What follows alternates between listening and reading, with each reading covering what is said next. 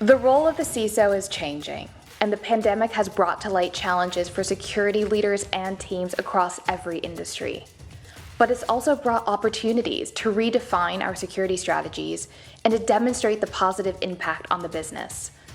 To help us evaluate what's next for security strategy, I am thrilled to introduce Jerry Perullo, CISO of Intercontinental Exchange, the parent company of the New York Stock Exchange. With over 25 years of experience, Jerry's here to offer his take on the evolution of cybersecurity and what CISOs need to be thinking about next. Hi everybody, I'm Tim Sadler, the CEO and co-founder of Tessian.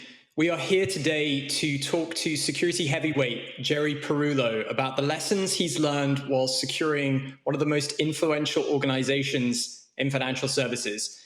Jerry has been the Chief Information Security Officer at the Intercontinental Exchange for 20 years. I can't think of anyone better placed to talk to us about the changing role of the CISO, today's greatest threats, and also the strategies to protect his organization.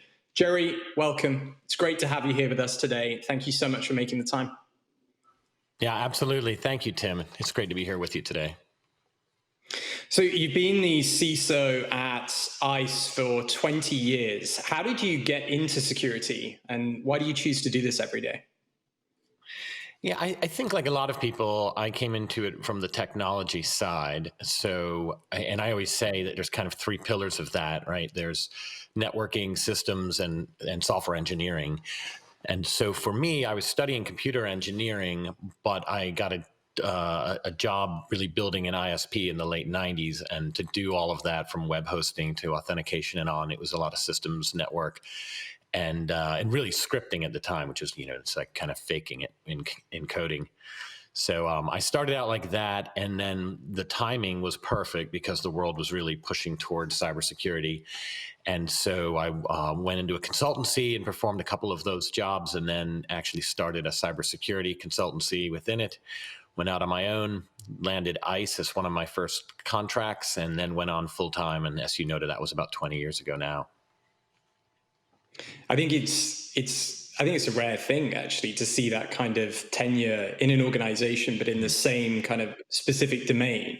And you started from the technical side of things. How's that changed over the years? Do you think that it's still a common route into security for a lot of people is you come up through that same technical background, or do you think things have changed? I think it's changed, and it's that, going through that technical background still exists. And there's a lot of CISOs that are what I call first-line CISOs that often report to a CIO, and they usually have come about because of a technical challenge. So it may have been a breach or something that specific. And I think that's still a thing. And even maybe more so now with new technologies that are rolling out, like cloud, right? So we'll probably have a lot of cloud specialists who really grew up in the technology, who are best suited to be a CISO ultimately in a company that's very technology heavy. But in that interim, there's been a new style of CISO that's come about that's more of a risk management professional, what I'll call a second line CISO. And so we've seen a lot of people really pivot into cybersecurity from more traditional risk management areas, which in addition to operational risk management would also include legal, for example. And so we see a lot of professionals coming from that direction and reporting to a CRO or a GC or something like that. And then you have many that really have to straddle both of those. And I think with a larger org, any individual in the position really has to do at least some of both of those. Yeah, no, it makes complete sense. And what we're here today really to cover is the human factor in security. And I know it's a topic close to both of our hearts. I thought about the best way to start our discussion, and I kind of wanted to ask you something I think I've never asked you before, which is there's this stat which is 90% of breaches are caused by human error. And I wanted to start by asking you, do you think that's accurate? Do you agree with that? I'm sure it literally is in some capacity, but some people, when they hear that, they think of human error as someone, well, in our world, it's often misdirecting an email or something like that, well, or someone falling for a ruse. And I don't know that that's 90%.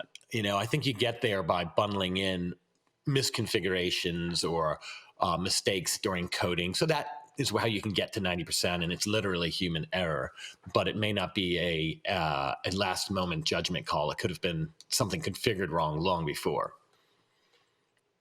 Yeah, that makes sense. I agree with that in terms of the way we think about it is, people are controlling so many of the systems and data that we have in the enterprise today. I think there was an article in the Financial Times today talking about the recent breach at the Colonial Pipeline.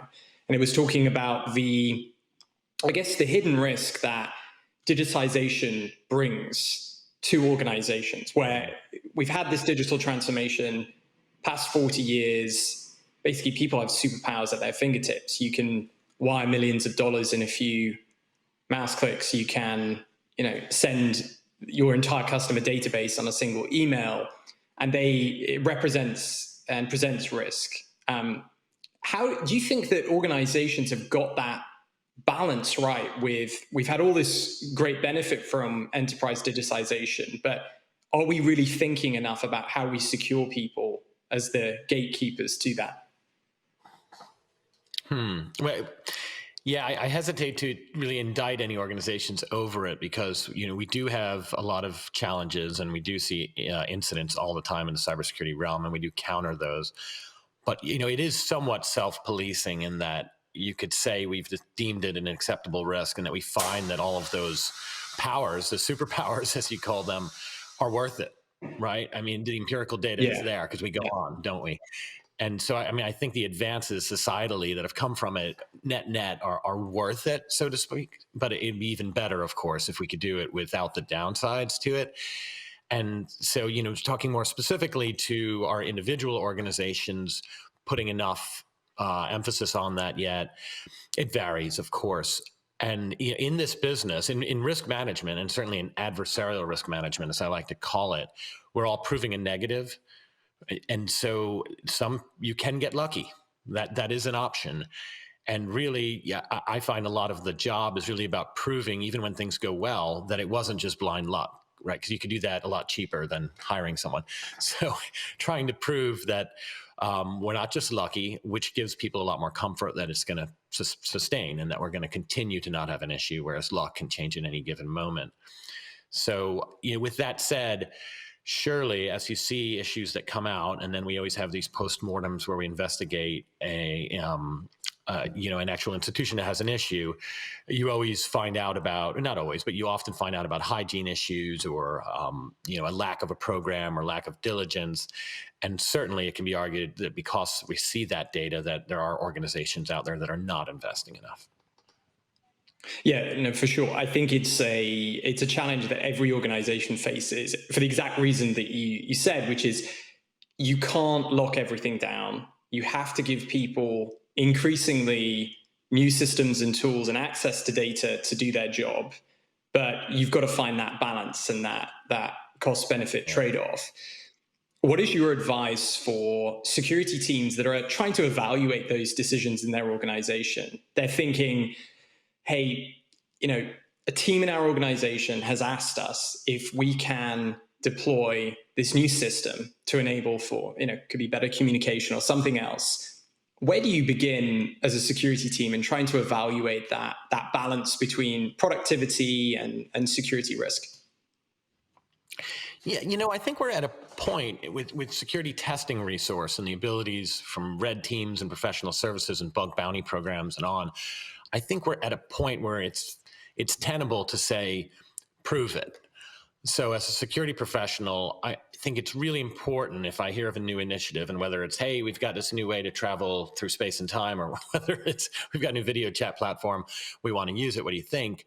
That instead of just laying out theoretical issues, which is the classic kind of CISO pitfall, and it can undermine credibility of the whole org pretty quickly, I think we're at a point where instead we can demonstrate the issue. And at a minimum, walk through very specific issues.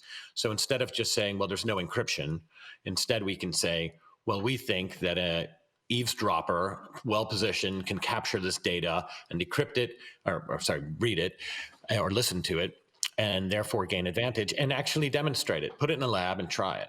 And it's not trivial. But with advanced red teams these days and services, it can be done. And in cases where it can't, and we really just can't prove that the theoretical issue can manifest, maybe that's the time to think about risk acceptance and to think about some compromise there. And you certainly shouldn't stop trying if you really think that there's something there. But I think that that's the most effective thing, because there's just too many theoretical issues for even the most resourced group to tackle. So we have to figure out where to prioritize. And there's nothing better, not only for us as a security team to say, well, this is the most present threat, but also for the teams that we're placing the burden upon, whether it's a business side trying to accomplish something, or whether it's a software engineering team trying to deliver, or a network team. It's so much more compelling for them to actually see a demonstration, right? And then the whole argument is over, and instead they're very quickly jumping to remediation, and they really like that life cycle. So I think the answer is really in testing and actual demonstrations. Yeah, and I guess it varies between organizations, I imagine, but the security team have got to have some stake or awareness or empathy for that productivity benefit, that organizational benefit that a new service or a new platform is going to have. Because surely it would just be easier, it would be the safest thing to say, well, no, we don't support it, or we don't want to welcome that into the organization because it's more risk for us. So do security teams have to be, is it about interlocking with the CIO's office and, with the rest of the company? How do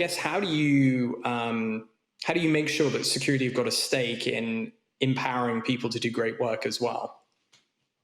Yeah, it's a really good question and a good point. And it's not new to security, is it? If you think about it, we always hear a lot about communication, and people just want to know not only what to do, but why. They want to hear more of the background, the strategy. And that's not limited to security at all. So I think we have that challenge in security. So rather than saying you can't do that, they want to hear about why, or rather than saying we're going to turn off the ability to write to USB drives, they want to hear about a threat model, and someone could put data and bring it home and put it on Reddit or something like that. So people like to hear the explanations, and I find that they're very open-minded to it in security. We do that. We do demonstrations a lot. A lot of the findings now, whether they're through bug bounty programs or third parties, screenshots at a minimum now. Now there's videos and actual recreations, narrated videos. All of that really helps, because now people hear the why behind the controls they're being asked to implement. The same is true in reverse for the business side. And again, it's not limited to security. Everyone should get a good picture of the business initiative. So the digitization strategy, let's talk about how we expect that to drive revenue. And a lot of that is happening to the investing public, right? And investor relations calls, that sort of thing. So at a minimum, employees can be made aware of those and roped into it, and educated that this isn't just for the externalities here. This is for you too, as an employee, no matter what your duty is. But then also that can happen in more specific silos within businesses where there's a specific project that's going on. And instead of saying, well, we're going to deliver, whatever the acronym is of the day, walk through the workflow, explain from a customer perspective how this is going to provide a lot more value, and tie that all the way back to revenue and show how it's going to affect the financials, and remind everyone of how that affects them and their compensation. So I think that works on both sides. And as a security leader, I need to explain the why, and business professionals need to explain the why as well. And that gets people like my teams on board with, I don't know if this is the term you use, but with sympathy, right? And understanding the mission changes from should we allow this to we certainly need to figure out a way to allow this, which is what the business would really like at the end. Yeah, for sure. Being an enabler rather than than an obstacle. I want to come back to this point of there's some debate about the 90% figure. Maybe the 90% figure is accurate if we factor in all of these potential human errors that people make on any system, misconfiguration, misdelivery. In the 20 years that you've been in security, how have you seen things improve in regards to keeping people secure in the enterprise? Where were things 20 years ago? Was it, and how much progress have we made? And it seems like every organization today has got a pretty robust security training and awareness program in place, or they're at least thinking about doing that. Was that the case 20 years ago? Were we still, were things as good as they are today, but actually workflows are getting more complex, people have more access to data? It would just be good to hear your perspective on that evolution. Yeah, it's an interesting question because it's easy to say, just looking at the actual activity of delivering and creating security awareness training, we're leagues ahead, right? It's most of the material we're delivering today just didn't even exist in an educational format at all. But then the problems didn't exist either. So I don't think it would have been appropriate to deliver that in the past, and not just because, there may not have been instant messaging, so it's silly to educate about it, but also because the attackers weren't there. The adversaries weren't attacking these same vectors like they do today. So when I wind the clock back, I actually think about one of the first things I did right after working at an ISP. I was traveling around and connecting companies to the internet for the first time. And I remember most of them didn't have IP networks at the time. They actually had a different protocol. So they were pretty well inoculated from a lot of the risks that would later manifest from whether it was email or anything else. If you took a network from that era and put it in today and you gave them just email, but that's about it, a lot of the attacks wouldn't work. Even with the phishing, the links wouldn't work, right? No web access, no routing, none of that. So, there's not really an analog. So it's not like I could say, well, there was a lot of education, but it was around a different subject then, and now it's come forward. And that's a little bit depressing almost, because it means that there's a new chunk of time of productivity that is sacrificed to education that there wasn't before. Right? You can think about workplace safety has always been around. That hasn't diminished. So nothing's traded out and been replaced with cyber training. It's a totally net new time suck for employees. The quick answer to your question is it's absolutely moved by leaps and bounds with the amount of education and awareness training, but it's just been driven by the need. Yeah. And I guess for all the progress that we've made, what is still left to improve? Or where do we go from here in terms of addressing some of the limitations that we have with the current setup? If security training and awareness is what most organizations are doing to keep people secure or reduce this 90% human error breach rate, what do you see as opportunity going forward? Yeah, well, there's this cycle of kind of paranoia and understanding almost. And so I think we're at a good point in that we've made people aware of the threat, and we've generated a bit of paranoia about it. And some of that's healthy, and some of it can be deludative, let's say. But what I mean by that, I'll use this an analog, the boardroom. So in the boardroom, firms, and I'm not speaking specifically about our own, I'm talking about financial services because that's what I know best. But in the boardroom, for a long time, it was popular to bring in a guest speaker, and they love third parties to this day, and independents certainly. But that individual would often be from a threat intelligence provider or from an incident response firm. And it was because we were just trying to convince the board of the threat and get them excited about this before they found out about it the hard way. And so there was, and law enforcement, the intelligence community, all of them make great speakers for that because they were ahead of the curve and they were seeing a lot of the threats manifest before the commercial sector. And so we all invested a lot of time in that approach. And sometimes that got a bit out of hand with the scare tactics, either because they were just not as relevant to the company as they were to wherever the speaker came from. And other times there was a little bit of embellishment going on for sure. But I think that that's worked, and not only with the board or with executives, but also with the public.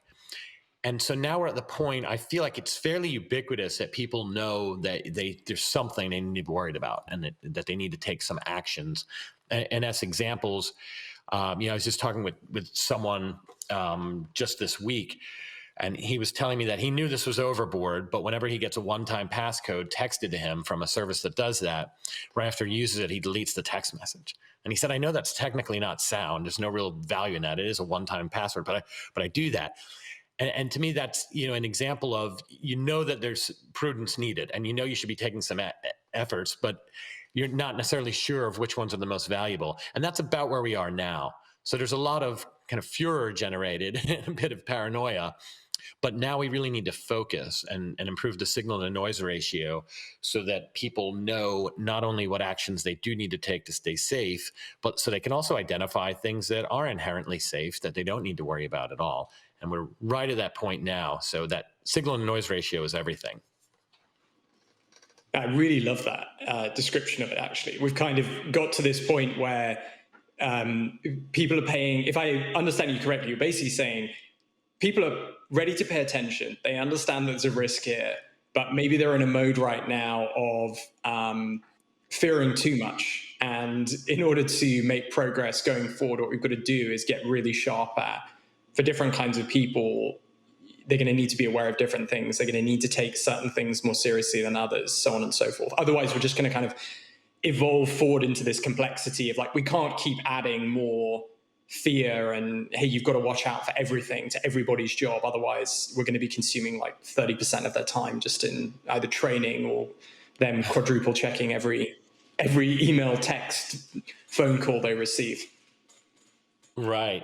And if we script the defensive actions too much for people, then it just kind of makes a run book for the adversaries again to realize, well, I can, if I send somebody, an email, I already know that they're going to be absolutely paranoid, but as long as the logo is not misspelled, then they'll trust it blindly.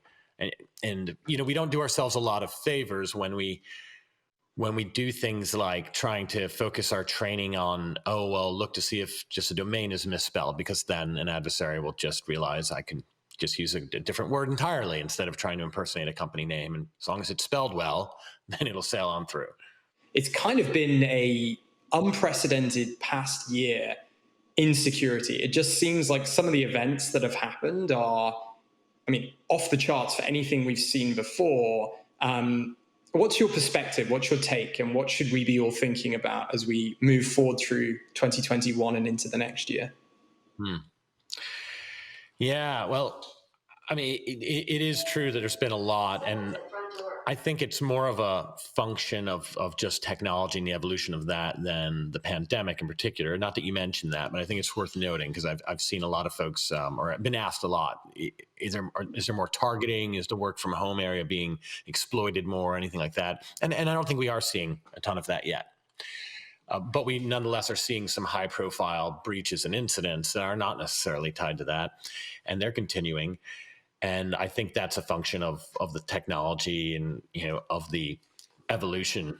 But looking forward, I do see that we're going to get a lot smarter, I think, and a lot more empathetic in the human security training side of it. And so, something that we've done that has really taken years to really build. And, I could see some commercial products, as analogs of this at some point. But we have this idea of a vigilance score of an employee, and it integrates a number of things in there.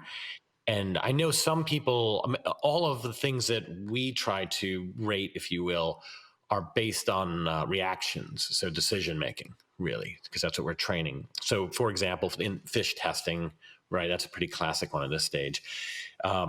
And password strength, right? We crack passwords nightly, and so even if they're compliant with policy, that's one thing. But are you then following the advice and coming with a strong one? And more importantly, if it gets cracked and you're made aware of that, are you changing it straight away? And the security awareness training, and if you're completing it timely. But another bit of that, and it made me think about it when you were talking earlier about misconfigurations and you database administrators or even you business intelligence tools having permission set up wrong, that sort of thing, that type of human judgment. We are at an early stage, but we are capturing that in our incident management system. So we have the notion of recognition in a positive light or a negative contribution to an incident. And most incidents won't have a human tag to them. It's not appropriate. But what's really interesting about it, and look, we can try things in a closed environment that may not work in mass, right? So you kind of think of it as a pilot. But what I think is a pretty neat approach is we already have, like most organizations, the notion of severities around incidents. And so we multiply that rating, if you will, when someone is tagged positively or negatively in an incident by the severity. So if you click a fish or something like that, and it doesn't go anywhere, that has less of an impact than if you click one and something bad, the severity of the incident does end up getting escalated, which is great because it could mean anything from what I just described in a fish to if there was a mistake in a configuration of a system and it led to something. The severity of the ultimate outcome really measures the severity of the mistake, if you will. Yeah, I think that concept of the human risk score, I think we're going to see a lot more of that going forward as well. And I know that it's, again, something we have spoken about, and you have an incredible science around it, I think. And for most organizations, they're just beginning to think about it. But I love that point about making it about positive attribution as well. And I think the kind of broader topic I wish we had more time to talk about on this session today is around really taking people on the journey and understanding their own strengths, weaknesses, vulnerabilities, threats specific to them. I think it's all incredibly important and part of this picture for us to get smarter and, get the stat below 90% of breaches starting with human error. Jerry, thank you so much for your time today. It's incredible to speak to you as always, and this has been a great session. Thank you so much for joining us for it.